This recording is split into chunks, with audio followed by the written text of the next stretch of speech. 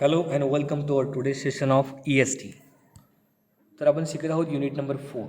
Name of unit is environmental pollution. तर मागच्या काही सेशन्समध्ये आपण या युनिटचे बरेचसे टॉपिक कवर केलेले आहेत. 4.1, 4.2, 4.3, 4.4, 4.5.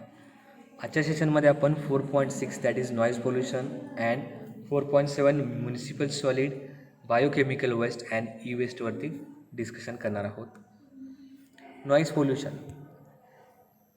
The unpleasant high intensity sound is called as noise.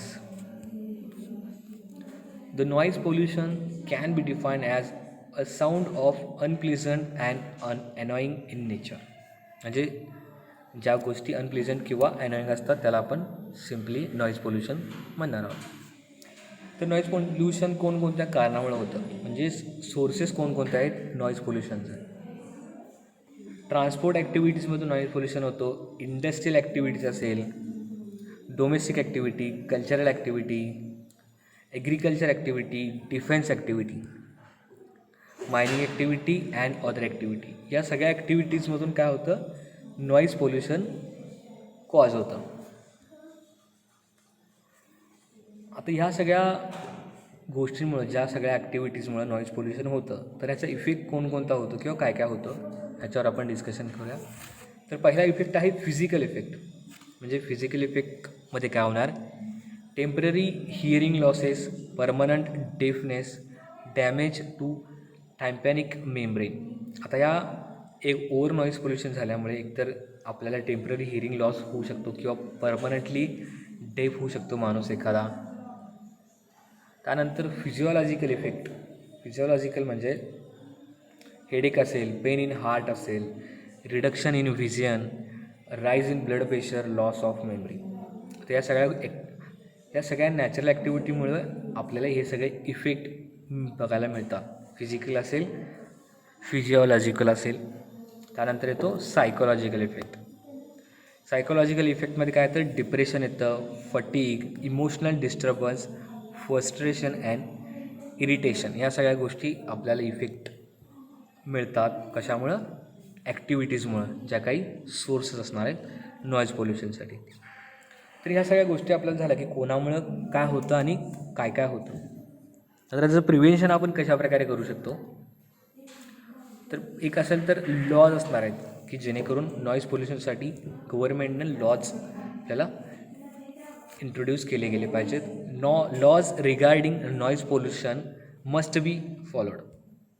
First is then the green belt should be developed to separate residential and industrial area. म्हणजे अशा प्रकारचे जे काही लॉज आपण फॉलो केलेच पाहिजे. त्याच्या खालोखाल आपल्याला ग्रीन बेल्ट एक डेव्हलप केला पाहिजे, जे काही रेसिडेन्शियल एरियासाठी सेपरेट असला पाहिजे आणि इंडस्ट्रियल एरियासाठी सेपरेट असला पाहिजे. Regular servicing and tuning of automobile can effectively reduce the noise pollution. म्हणजेच जे काही ओल्ड आपले सर्व्हिस असेल, म्हणजे ओल्ड मोबाईल्स असतील, ॲटोमोबाईल्स किंवा बाईक्स असतील, कार्स असतील, तर त्याला इफेक्टिवली आपण रेग्युलरली त्याला सर्व्हिसिंग केलं गेलं पाहिजे, जेणेकरून त्याचं नॉईज पोल्युशन होता कामा नये. Workers should be provided with equipments such as year plugs and year muffs for hearing protection. म्हणजेच जे टेम्पररी डेफनेस असेल किंवा परमनंट डेफनेस असेल ती टाळण्यासाठी आपण काय करू शकतो, त्यांना इयर प्लग देऊ शकतो किंवा इयर मफ देऊ शकतो. The industries having the source of noise pollution can reduce the noise source. The maximum noise level near the construction site should be limited to the 75 in industrial area and to 65 dB in other areas. आता DB हा काय असणार आहे, noise पोल्युशनसाठी एक दिलेला standards असणार आहे की इंडस्ट्रियल एरियामध्ये 75 dB अलाउड असणार आहे आणि त्याच्यानंतर जे काही अदर एरियाज असणार आहे त्याच्यामध्ये आपल्याला लिमिटेशन किती असणार आहे, up to the 65 dB. Noise level at various zone of the city. म्हणजेच हा पॉईंट आपल्याला काय सांगतो की कोणकोणत्या झोनमध्ये, कोणकोणत्या सिटीमध्ये नॉईजचं लेवल किती असतील. आता ज्या वेळेला CPCBनं काही गोष्टी इंट्रोड्यूस करून गेल्या, the central pollution control board that is CPCB constitutes a committee on noise pollution control. Then the committee recommended a noise standard for ambient air for different area, which later notified in environmental protection rule in 1986 as given below. आता हा आपल्याला chart आहे की code काय असणार, त्याचा DB असणार आहे ABCD.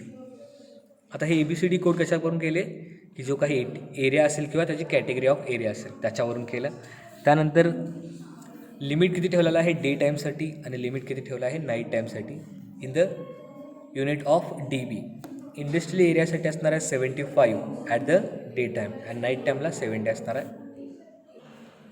त्याच्यानंतर कोड B असणार आहे, तो असणार आहे कमर्शियल एरियासाठी असणार आहे. कमर्शियल एरियामध्ये डे टायमिंगसाठी आपला DB असणार आहे 65 आणि ॲट द नाईट टाईमसाठी असणार आहे 55. नेक्स्ट कोड असणार आहे C. तर C कोड असणार आहे आपला रेसिडेन्शियल एरियासाठी असणार आहे, जे की डे टायमिंगमध्ये 55 DB पर्यंत अलाउड असतं आणि नाईट टाईमसाठी 45 DB पर्यंत अलाउड असतं. आणि त्याच्यानंतर लास्ट कोड येतो तो येतो D कोड आणि त्याचा एरिया असणार आहे सायलेन्स झोन, जो की स्पेशल झोन असणार आहे एक प्रकारे. इंडस्ट्रियल पण नसणार, कमर्शियल पण नसणार आणि रेसिडेन्शियल पण असणार आहे. त्या गोष्टी येतात सायलेन्स झोनमध्ये. तर त्याचा डे लिमिट असणार आहे DBसाठी 50 अँड नाईटसाठी त्याचा DB असणार आहे 40. Next point is a note for the noise level at the various zone of the city. Day time is record in between 6 AM and the 9 PM. म्हणजे त्याचं टायमिंग असणार आहे की डे टाईम कुठून सुरुवात होऊन कुठे एंड करणार आहे. तर तो मॉर्निंगला 6ला चालू होऊन नाईटला 9 वाजता तो एंड होतो. Night time is recorded in between 9 PM and 6 AM, जो की डे टाईमपासून करेक्टली उलट असणार आहे. Silence zone is referred as the area up to 100 meters around such premises as hospital, educational institutes and the courts. The silence zones are to be declared by the competent authority. Use of vehicular horns, loudspeaker and bursting of crackers shall be banned in this zone. आता silence zone कोणत्या कोणत्या ठिकाणी येतात, एक तर हॉस्पिटलच्या एरियात येतात, एज्युकेशनल इन्स्टिट्यूटच्या एरियात येतात आणि कोर्ट्सच्या एरियात येतात. की जे काही कोर्ट असतील, जे काही हायली अथॉराईज ठिकाण असतात त्याच्यामुळे पण होतात. त्याच्यामध्ये आपल्याला प्रोहिबिटेड कोणत्या गोष्टी, horn, loudspeaker and busting of fire crackers, ह्या गोष्टी आपल्याला तिथं प्रोहिबिटेड केलेल्या असतात. Then the next point is municipal solid waste. तर म्युन्सिपलकडून कोणकोणत्या प्रकारचे सॉलिड वेस्ट असतात त्याचे सोर्सेस आपण बघूया. Residential, industrial, commercial, institutional, construction and demolition area, municipal service, treatment plant and sites, agriculture and biomedical. या सगळ्या गोष्टी कुठे येतात, म्युन्सिपल सॉलिड वेस्टमध्ये कन्सिडर केल्या जातात. आता हे सगळे जे सोर्स असणार आहेत सॉलिड वेस्टचे, हे कशाचे असणार आहेत, म्युन्सिपल सॉलिड वेस्टचे टोटल सोर्स असणार आहेत. आता त्याच्यानंतर नेक्स्ट पॉईंट येतो ते बायोमेडिकल वेस्ट. तर बायोमेडिकल वेस्टमध्ये कोणत्या गोष्टी येतात. The biomedical waste is generated from biological and medical sources and the activities such as diagnosis, prevention or treatment of the disease. म्हणजे जे काही मेडिकलच्या गोष्टी असतील तर त्याच्यामधून काय होतं, बायोमेडिकल वेस्ट जनरेशन होतं आणि त्याच्यातून जे काही वेस्ट होतं त्याला आपण काय म्हणतो, biomedical waste. Then the next point is types of medical waste. जे काही मेडिकल वेस्टचे कोणकोणत्या टाईप्स असणार आहेत. एक असणार आहे जनरल मेडिकल वेस्ट, त्यानंतर असणार आहे infectious medical waste, hazardous medical waste, sharps waste, pharmaceutical waste, radio medical waste. या सगळ्या गोष्टी आपल्याला बायोमेडिकल वेस्टमध्ये मिळतात. या सगळ्या काय असणार आहे, टाईप ऑफ मेडिकल वेस्ट असणार आहे. त्यानंतर येतो तो म्हणजे नेक्स्ट पार्ट आहे तो आहे ई वेस्ट. ई वेस्ट म्हणजे इलेक्ट्रॉनिक वेस्ट किंवा e waste are defined as Waste materials like discarded computers, office electronic equipments, entertainment electronic devices, mobile phones, television sets, and refrigerator contribute as e-waste. तर E waste म्हणजे mainly काय होतं, electronic waste. जे काही electronic गोष्टी असतात की dispose दिल्यानंतर त्याचं काय होतं, वेस्टमध्ये रूपांतर होतं, त्याला आपण काय म्हणतो, ई वेस्ट. त्याच्यामध्ये आपल्याला मिळतात ज्या काही आपल्याला कम्प्युटर्स असतील, जे काही खराब कम्प्युटर असतील, इलेक्ट्रॉनिक इक्विपमेंट्स असतील किंवा मोबाईल फोन्स असेल, टी व्ही असेल, रेफ्रिजरेटर असेल, त्याला आपण ई वेस्टमध्ये कन्सिडर करतो. E waste and their sources, म्हणजेच ई वेस्टचे सोर्स कोणते असणार आहेत. Lead, tin, copper, aluminium, iron, silicon, nickel, lithium, zinc and gold are the main basic sources of e waste. तर या सगळ्या गोष्टी आपल्याला इलेक्ट्रॉनिक इक्विपमेंट्समध्ये मिळतात, जेणेकरून इलेक्ट्रॉनिक इक्विपमेंटला सपोर्ट करण्यासाठी या सगळ्या सोर्सेसचा उपयोग केला जातो. त्याच्यामुळे ह्याला सोर्सेस म्हणू शकतो आपण. Next point is effects of E pollution. आता ह्या सगळ्या सोर्सेसमुळे आपल्याला कोणते पोल्युशन मिळणार आहेत किंवा पोल्युशनचा इफेक्ट आपल्यावर काय होणार आहे. अमेरिसियम, त्याच्यामुळे काय होतं, कॅन्सर कॉज होतो, म्हणजे कॅन्सरला कारणीभूत असणार आहे.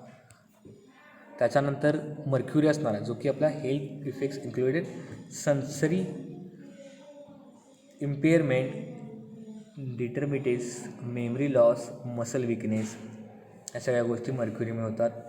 Environmental effects in animal includes death, reduced fertility, slower growth and development of environmental. Then the third effect of sulfur is sulfur causes health effects including liver damage, kidney damage, heart damage, eye and throat irritation. When released in environment it creates sulfuric acid. Sulphur पण आपल्यासाठी harmful असणार आहे. त्याच्यानंतर येतो PCB, म्हणजेच पॉलीक्लोरिनाइड बायफिनाइल्स. आता ह्याच्यामुळे काय होतं, it includes impaired development of nervous system, thyroid problems, liver problems, similar effects in animal as humans. म्हणजे ज्या गोष्टी आपल्याला नर्वस सिस्टीमवर अफेक्ट करतात त्या PCBमुळे होतात. आणि आता नेक्स्ट कॉज असणार, इफेक्ट असणार आहे, तो असणार आहे कॅडमियमचा. When not properly recycled, it can leach into the soil, harming microorganisms and disrupting soil ecosystem. The inhalation of cadmium can cause severe damage to the lung and kidney. तर जे काही soil erosion किंवा disruption असेल तर ते कॅडमियममुळे होतं. त्याच्यानंतर जे काही लंग आणि किडनी डॅमेज पण होऊ शकतो कॅडमियम इनहेल केल्यामुळं. आता याच्यावर कंट्रोल कसं ठेवू शकतो आपण. आपल्याला सोर्स कळाले, इफेक्ट्स कळाले, तर कंट्रोल करण्यासाठी आपल्याला जे पॉईंट्स असणार आहेत ते असणार आहे, एकतर लिगल फ्रेमवर्क त्याला तयार करायला पाहिजे की लिगलायझेशन, की पोल्युशन कोणत्या कोणत्या प्रकारात किती अमाऊंटमध्ये असलं पाहिजे, त्याला आपण एक रूल्स अँड रेग्युलेशन ॲप्लाय करायला हवे. कलेक्शन सिस्टम, म्हणजे सेपरेट कलेक्शन, त्याचं जे काही ई वेस्ट असणार आहे त्याचं सेपरेट कलेक्शन होऊन त्याचं सेपरेट डिस्पोजन होणं गरजेचं आहे. लॉजिस्टिक अँड अदर सर्व्हिसेस, ज्या काही ट्रान्सपोर्ट म्हणतो किंवा लॉजिस्टिक म्हणतो ज्या गोष्टीतून होतात तर त्या पण आपल्याला कंट्रोल करू शकतो ई पोल्युशनमध्ये. तर ह्या सगळ्या गोष्टी ह्या 2 पॉईंट्समध्ये येतात, नॉईज पोल्युशन आणि municipal solid, biomedical waste and e waste. तर आजच्या सेशनमध्ये आपण 4.6 अँड 4.7 कंप्लीट केलेला आहे आणि आपला युनिट नंबर 4 हा ओव्हर झालेला आहे. नेक्स्ट सेशनमध्ये आपण युनिट नंबर 5ला सुरुवात करणार आहोत.